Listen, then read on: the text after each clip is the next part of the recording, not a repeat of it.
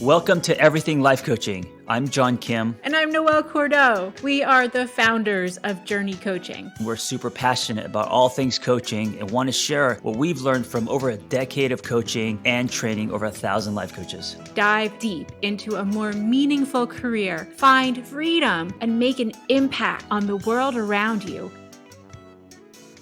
Hey guys, on today's episode, we're going to talk about New Year resolutions and how to accomplish goals with goal setting theory. Noelle, good morning. Good morning. How are you? I'm well. And I'm excited because New Year's resolutions are auspicious and we've had a heck of a year. And this is going to be a wonderful topic. Yes. Can you show us your excitement through something musical? Sure. I'm setting you up. Okay, You're let's saying do it. this has been a heck of a year, and New Year's resolutions are important to help us move forward. I don't know Oh, if that was wow, that's excitement. amazing. No, That that wasn't was excitement, but that was really good, I like that. Guys, Noelle discovered, sound effects on this platform, and I so sure did. alright, let's talk about 2021 resolutions, why people make goals, but, they're not sustainable, they fall short. Where should we Yeah. start? I mean, first of all, I can't believe it's gonna be 2021. I feel like 2020 is the year that was never going to end, and I Yeah, think for a lot of us, as we're looking towards this, the big question is, "What's coming next? yeah, What yeah. else is going to happen?" So, you know, thinking ahead, thinking in the positive, imagining our lives in the positive, crafting that future vision is an applied positive intervention. It's a great Yes. way to increase our dopamine and oxytocin levels and get little bursts of joy coming in. And this is one of the things that we work really strongly with in the arena of coaching is setting future visions, setting goals and accomplishing them. Yeah, and I like that you said accomplishing them because I, like you, I've always thought New Year's resolutions were very fluffy and people talk a lot, but they're very short-lived. They are. They are. Caroline Miller is a renowned goal setting expert. She's a grit expert, positive psychologist, and coach. I had the privilege of training under her. And she talks a lot about New Year's resolutions and how they Mm, are actually quite effective for a lot of different reasons. I think one is psychologically, New Year, fresh start. People are right. ready to get to work on their goals. And also the public aspect of declaration really helps us cement that which we want to accomplish. But Yeah. there are tricks of the trade. Yes, and also I think it's, this idea that everyone else is doing it as well, so you don't wanna feel left out, and so, it's like, riding the wave of everyone else, wanting to create some kind of change in their life. Yes, and collectively, we are ready for this. Mhm. And this lines up with one of the core tenets of goal setting theory that comes to us from Edwin Locke. He's a pioneer of goal setting theory. And for those of you who don't know, goal setting theory is a really rich arena to learn how to effectively get things done. And he Mhm. says that step number one is you have to make a plan for your plan. You have to be serious about it, keep records, get outside help. And so, the number one question to ask yourself before you get started is there something that you are truly ready to commit to changing? Mm. How do you know if you are truly ready as opposed to, just, ready or thinking about something? I mean, I've been saying I'd like to lose 10 pounds for I don't know how many years Right. now. Yeah. And what's the difference between, being truly ready and just really having that goal for I threw my back out this week. We've been Mhm. talking about it. I've been carrying around this extra weight. I turned 40 this year. there are things that I want to do energetically that I know I'd feel a lot better if I were physically lighter. I'm becoming more conscious of aging, and the need to really tune into my health. So when I line up all of those factors, my goal seems a little bit bigger than my ego. Mm. Yeah, so it's almost like your goal is, bigger than you in a Mhm. way. My goal Yeah. is bigger than me. There's a lot of other factors that go into it besides just the, cosmetics and jargon of it. I like asking myself, and this sounds very dramatic and may not work for others, but I like asking myself what's at stake. So if I oh man, Tell us, that's John. lovely. It is. Man, I opened a bag of worms. I say the goal or what I want to accomplish, and then I have to give myself something where there's something at stake, and it doesn't have to be big. It doesn't have to be, it's whatever meaning I attach to it. So whatever is at stake gives me leverage, and I think about that when things get hard, or I don't want to do something, or I don't want to get up or run or whatever. I kind of go back to what does this take? Why am I doing this? Why is this important? Why did I draw such a hard line in the sand, I with this goal? I I love that, and I think that's incredibly effective. Is there anything that you feel that you're really ready to commit to? Oh man. For 2021, I don't know. I don't have an answer. I was gonna say Yeah. something really cheesy, like, to myself, but that's not that would be me being false and trying to think of something really fast. I don't have I don't know what to commit to for 2021, but maybe that's the thing. Maybe my commitment is is not have a commitment, right? To kind of let go of the rock. Yeah, I was gonna say that I think, in this case, we can give a lot of permission to ourselves to not have an active goal. The goal could be passive. The Mm, goal could be to slow yeah. down, to notice more colors, to play with your kid, to feed your chickens, and really enjoy this time in your life. Yes, And I love that you said that because I think a lot of people, especially after this long, dark tunnel, 2020, a lot of us don't have the energy to come up with new goals and to execute and get all excited. I think a lot of us are just waiting to um, calm down, waiting for the storm to clear, past us. Yeah, so let me turn it back around on you. If we're talking about really enjoying your life, really looking inward, enjoying your time, enjoying your family, if you don't do that, what's at stake?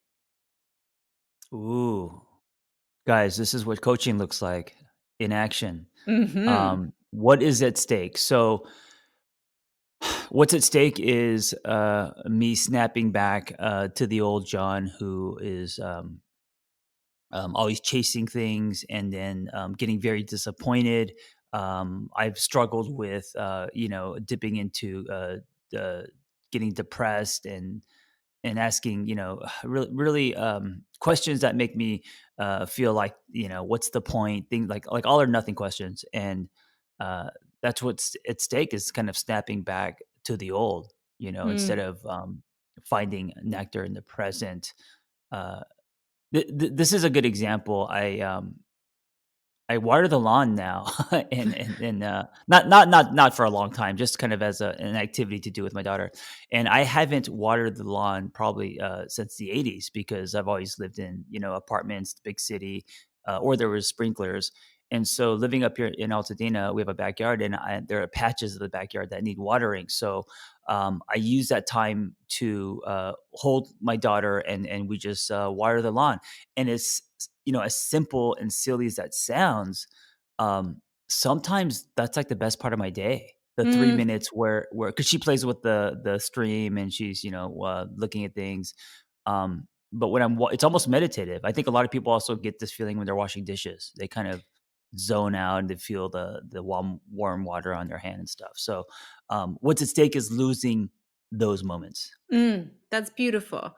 That's absolutely beautiful. I love that. I love that. Hmm. And if I were going deeper with John in a coaching scenario, I'd want to hear more about that, more about, Right. what you want to call in. But for our purposes today, we're going to stick right at the starting line with the goal because Hmm. I think John and I are 2 really great examples. I have, an active goal, he has a passive goal. And so, when we're thinking about the goal itself, especially in coaching, it's really important to take time with ourselves and with our clients to think about the goal and to put a plan in place so that we're more likely to follow through and succeed. So, Yeah. step number 1 is we need to source the goal. Does your goal involve self-regulation? And that's a really important question when we're looking at goal setting. So, John, does Mm. your goal involve self-regulation? What do you mean by self-regulation? Define that Where more. you have to say no or limit yourself in any way. Oh, yeah. Yes, it's hard for me to be passive. It's really hard for me to do nothing. I don't know if the word's nothing, but it's hard for me to calm down, um, to meditate, to sit still, to enjoy things that I used to label as dumb or silly or boring, like watering the lawn. Yes. Okay, great. Yeah. So the reason that we're talking about this is it our self-regulation fits into our everyday lives like an hourglass. We have a fixed amount of energy around self-regulation. And when it runs out, it runs out. This is one of the reasons why it's easier to do things and stick to healthy habits and to meditate in the morning. And then at night, as our self-regulation juice runs out, things get harder. So staying with this for a little bit, when you need to say no in order to enjoy those quiet moments, what specifically are you saying no to?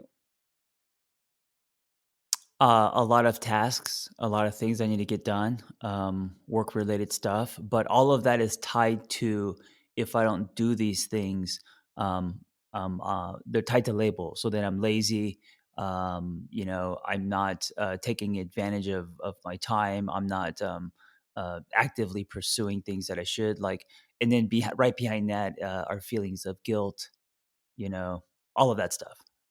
Yeah, 100%. So John's tricky part in this is the curse of the busy person, of the feeling that if I am not active with my time, then somehow I'm losing, and I'm putting words in your mouth, John, but I want to check in on this. I'm losing currency, I'm losing value, I will be missing something. What do you Yeah. experience?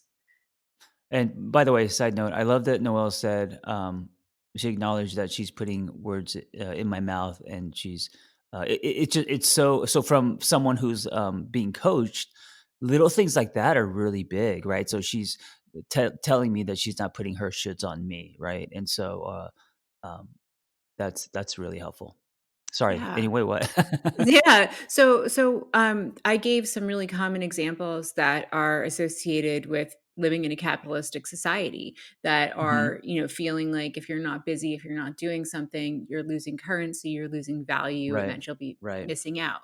Right. What do you experience? If I don't if I'm not active, if I'm not, spending hours, producing content or writing a book or whatever, what do I experience as far as feeling? Hmm. Yeah, a sense of, worthlessness. I experience, cementing one of my false beliefs as being the almost guy. I experience the feeling of giving up. I experience, like, feeling like the kid that got held back, like, all of those things. Yeah, 100%, 100%. Okay. So, so taking a look at that feeling, one of the coaching techniques that we use in the JRNI Coaching Intensive is gremlins. And Mm. when we look at gremlins, what a gremlin is the manifestation of all of those, terrible things and feelings that you say to yourself that if I'm not in action, I will become the almost guy. That's a pretty terrible thing to be carrying around on your shoulders. So if you were going to personify that and give it a face and a name, what would it look like? What would that cartoon character or entity be like? Mm. Um, I would say, I'm thinking of like a child. I'm thinking of a boy. I'm thinking of someone who's not responsible. Mm. So it's a That's what little comes to my mind. kid that's jumping A little around kid. waving their arms and saying, "Me, me, me, me." Right, right. Got it. So when we're thinking about this, um, next time that feeling comes up, would you be willing to draw to your attention the image of the little kid and see if you can soothe that part of yourself with messages that you've won as an adult? Mm. Yeah, so reminding, and I like that she used soothe as opposed to, like, put that kid into a a box and or in a closet and, like, kick his ass. Um, yeah, so, reminding giving the kid a voice, giving the kid permission, reminding myself that, that I am paying my rent, the lights are not off, things are okay, and all the things that I'm grateful for that I'm, continuing to work on and build and all that. Um, I love this idea because we talk about slaying dragons so much, and what you just said reminds me that sometimes we need to hug our dragons instead of slay them.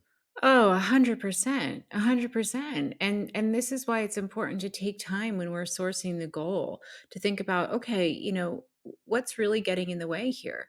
And for you, it seems to be a feeling of panic. Um, Yes, at 47, I still don't feel that I have reached the island or accomplished my dreams, all of that stuff. So that sets me into a state of panic, and so if I'm not quote unquote productive, then I get panicky. That's how it's yeah. all tied. Yeah. Yeah, and what we're learning is that your sense of panic is actually just a little dude that needs a hug. Mm, yeah.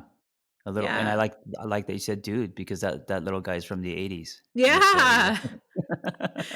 yeah. Yeah. Yeah, and so here we go. That's step 1, sourcing the goal, does it involve self-regulation? And Mhm. then, next up, and so there are 5 steps, by the way, we're gonna work through 5 steps.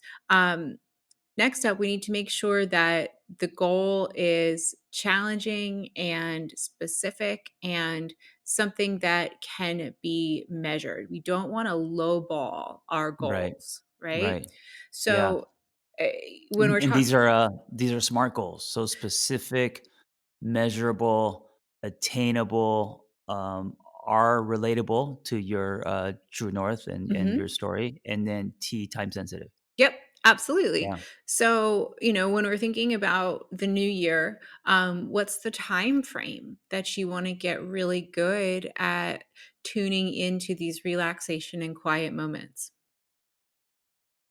Um, the time frame I wanna, within a month, Mhm. 30 days, yeah, thread it into my life, things like meditation and, being still and present and not having to, run somewhere lightning fast. Okay. So what I'm hearing from you, and I'm going to say it and then you mirror it to you and then you tell me what you think. So guys, this is another coaching technique. I'm giving my perception of what John has said and then I'm going to directly afterwards ask him what he thinks of it to make sure that I have it right. Okay. So what I'm hearing from you kind of pulling it all together is you stumbled on the fact that quiet moments with your daughter are often the best part of your day.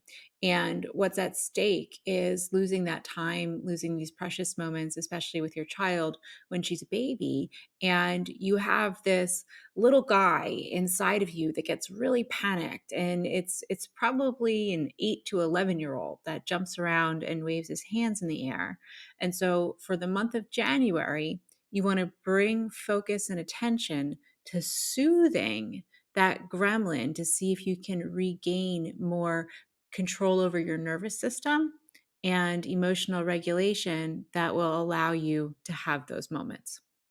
Yeah, there's something powerful about you painting this image for me. So, when I do feel the panic, I actually imagine, the little guy, the little dude, 8 to 11. Noel said, and once I imagine him, now I've identified, and it's not just a feeling of panic, but now I see this other part of myself, right? So like identifying and labeling then it's really helpful. And then when I allow myself to sit on the grass, or go for a motorcycle ride, or do something that's going to be um, nectar in my life, living more in the here and now, I know that the little guy is being soothed. And taken care of, and that's a really Yeah. important part of this. When we give voice to our fears, we're not stuffing them. We're not telling this little kid to go sit in a closet. We're saying, "You know what? Hmm. Your fear is valid. Your message is important. And I'm 47 years old and I'm going to take care of you. I'm going to take care of myself, my family, and my little girl. And we're all going to be together." Yeah. Wow. What an amazing statement. How does All of it that. Yeah. feel? It feels calm. It feels like it's possible. It feels like I always say, the monster is a shadow cast by your own hand. So it feels like it's my own thinking that's blowing things up, not truth. Ah, ding, ding, ding. We have awareness, ladies and gentlemen. You should have used sound effect. See, that I was the should perfect place. I wasn't quick enough. This brings us right to step number 3 is, okay, so you've identified where your juggernaut is, where your emotional panic comes from, and where it lives. And so the next step is this a learning goal or a doing goal or a combination of the two? Mm. I think maybe a combination of the two. I mean, definitely doing, and then learning from the doing, hopefully. Mhm. Okay. So from here, we go to metrics and talking about experimentation, right? So, Mm. whenever we have a doing goal, that's very easy to assess. Did you do it? Yes, no, right? So, that's something that we Mhm. can literally check off a box. We can keep a visual reminder of 30 days, for every day in January. Did you do the thing? Yes, no. And then when there's a learning goal, that's where when you're coaching someone, you really need to get down into the weeds and say, okay, well, if you're going to be learning something new, you don't know exactly what the outcomes are going to be like. So, what kind of experiments do you need to draw up in order to kind of flow around through your own existence and see what could be? I would say, giving myself the experience of things that are not labeled as productive, like playing with my daughter, watering the lawn, doing things, and of course, not the whole day, right? Just kind of sprinkled throughout the day, sitting with that, and figuring out, like how does that make me feel, and why is there anxiety, or is there, is it changing with this mindset? Oh yeah, and that was so important. So guys, John is giving us coaching gold right now. So going through the experience, that's the doing, right? I'm Hmm. going to go through the experience. You can use metrics for that. And then next up comes the experimentation part, comes the evaluation. How did that make me feel? And Hmm. then we have data to work with. When you assess how does it make you feel, then you can really go back to the drawing board and say, okay, do I need more or less of this in my life? Right. What Right. was And I the think it's. actual Oh, sorry. Go ahead. what was the actual experiential outcome of this time? Yeah, and also with experience, there's nothing more convincing than an experience. So instead of just thinking about something or saying you need to do something and this is what it could possibly look and feel like, actually giving yourself that experience is what's going to be the most accurate when it comes to data. 100%. And I want to drive this further. So, when we look at Caroline Miller's work, she says that at this stage of the game, the number one thing that you have to do for yourself is say, is it working? Am I getting closer to achieving my goal? And that Hmm. self engagement combined with evaluation is the key, no matter what you're tackling. Hmm. Yeah, And then and from what's here, what's well, interesting about this whole thing is I think the more I accomplish that goal, I mean, the irony is that the more productive I will be, like, naturally, without even thinking about it. Oh, yeah, 100%. So from here, we're steps 4 and 5, we're gonna break down your goal, actually set the plan, and talk about priming your environment. So step 4 is breaking it down into actionable steps that don't feel scary. And then Mhm, step 5 is priming your environment and your relationships for goal accomplishment. And when I work with this stuff, I actually like to combine these two things because, in my experience, breaking your goal down often sounds really great in your head, but you live in your environment and your relationships. And so you need to make sure that there's alignment between the two. It's really mhm. easy for me to say in my head, I'm going to wake up every day and hop on the rowing machine or go for a walk. But the reality is that I live with another human and I might not be able to do that if my Right, partner is, using the back room to do yoga or sleeping in. Um, right, right. so, you have to kind of work with these along the way. So, what feels accessible to you? If we're breaking it down, if we're saying we're going to measure this for 30 days, we're going to write on the calendar what actually happens, what kind of chunks of time you have the piece of watering the lawn already? What else? What needs to go into this? Yeah, so, a lot of times I will go get coffee. I get to my car, and because I'm kind of a coffee snob, and in those moments, instead of rushing to grab something and coming back, and driving really fast, um, instead of that being a task, taking Logan with me, which is a pain in the a pain in the neck because you gotta put her in the car seat, she's whiny, but using that trip as almost like a field trip and a time that you could spend with your daughter, because I know once she's at the coffee shop, then she has a great time because she's seeing people and it's a new environment for her. So instead of just rushing to the coffee shop as a task, using that time to spend some quality time with my daughter. That's awesome. So, Yeah, turning everyday moments into an opportunity for a little bit of deepening and engagement. yeah. And then Yeah. the big one for me would be meditation, which I keep the wheels just keep falling off. So creating Mm. time for myself to actually meditate, and this has nothing to do with my daughter or anyone. It's just for me to sit still. Yeah. So I have an idea here. Would you be willing to start with 3 minutes? Yes, of course. That would be awesome. So Yeah. does 3 minutes, sitting for 3 minutes, feel accessible to you? Yes. It does. Wonderful. Okay. So now we need to talk about your environment and your relationships and close this baby out. So we have two goals on the table for the measurable and specific time period of the month of January. How do you want to track it? What do you want to use to actually track this data? Um, the amount of time, yeah, I think instead of a feeling, it would be the amount of like hash marks, like points, like the amount of times I get it in. So whether it's meditation or um, time with Logan, yeah, how many times I'm actually doing it during the day. One of the things that I do is I have an old fashioned paper calendar hanging in my kitchen. And when I Mm, want to track a goal like this, I actually mark off the days on my calendar that I did mm. the thing that I set out to do. You know where else I Oh, use this tool?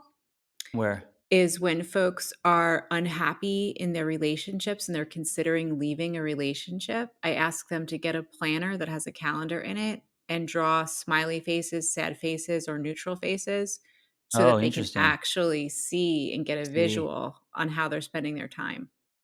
Oh, man, I love that. That's really interesting. Mhm.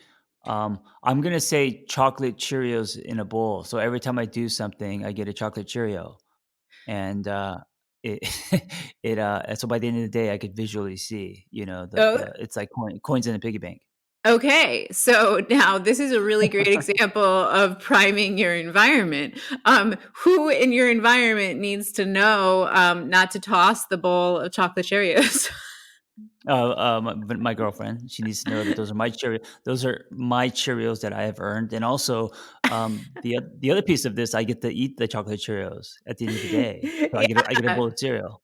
Awesome, awesome. So Yeah. you need to communicate with the people around you that this Yes. this little bowl of Cheerios isn't just left over from Logan, it's a measurement, Right. um, Right. that needs to happen, and then, you know, how about asking It ties in for it also ties into feeding the little dude, you know? Yeah, it ties into feeding your little dude, I love that. Yeah. Yeah. So this is a great way to prime your environment, and do you need support or accountability from anybody in your life? Yeah, I would ask for, support and accountability from, Vanessa since she lives with me and she's around me a lot. Mhm. Awesome. Yeah. Awesome. So, last coaching technique, gang scaling. On a scale of 1 to 10, how ready do you feel to have that conversation with Vanessa today and let her know Oh, I'm about ready.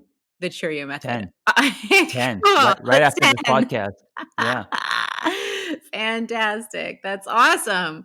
All right, guys, we have just worked John through the 5 steps of setting your goal, setting your New Year's resolution appropriately so that you're more likely to accomplish it. It's sourcing the goal. Does it involve self regulation? We got to talk about it. Then sourcing the challenge. Don't limit yourself, make sure it's challenging. And then make a detailed plan for the plan. What's at Mm. stake? What specifically do you need to do? How are you going to measure it? Are you learning? Are you doing? If you're learning, you need to know, is it working? Am I getting closer? Then you break it down and prime your environment and your relationships for goal accomplishment. And at the end of the day, we all get chocolate Cheerios. Yes, absolutely. And I want to end with this. What I love about what she did and this micro session is one, I have something to do now. So when I leave, Noel has given me homework. I'm leaving with a plan. And they're very kind of practical steps that I can accomplish. Right. And number two, I love that this whole thing about goals, it wasn't about me making $1 million or some huge building an empire or doing something that is overwhelming. And it just it's not a it doesn't mean that it means less, but it's a very small goal in the sense that I have more control over it because there are things that happen within my day to day in my life, not something that is on a high shelf somewhere that's a huge dream. Absolutely. Accessible within your control. And, you Yeah. know, I think something too that it's really important to keep in mind as we move into this new year is that at the end of John's life, he's going to remember the time with his child, and not so much perhaps the panic of wanting to build that empire. Mm, yeah. Well, guys, hope this was helpful for you. And whenever you are ready to accomplish goals and just write a new story for 2021, maybe you will replay this again if you're not ready today. Awesome. Be well, guys. Thanks so much. Yeah. Thanks, guys. Be well. Thanks for listening to Everything Life Coaching. If you're feeling the draw to become a coach, head to journey.co/everything to explore a new career that brings fulfillment, gives you a true sense of purpose, and a strong community to do it in. We created Journey Coaching to equip you with the tools, training, and community you need to attain your goals. Join Journey Coaching and begin your journey towards personal freedom and a transformative state of growth today. That's JRNI.co/everything.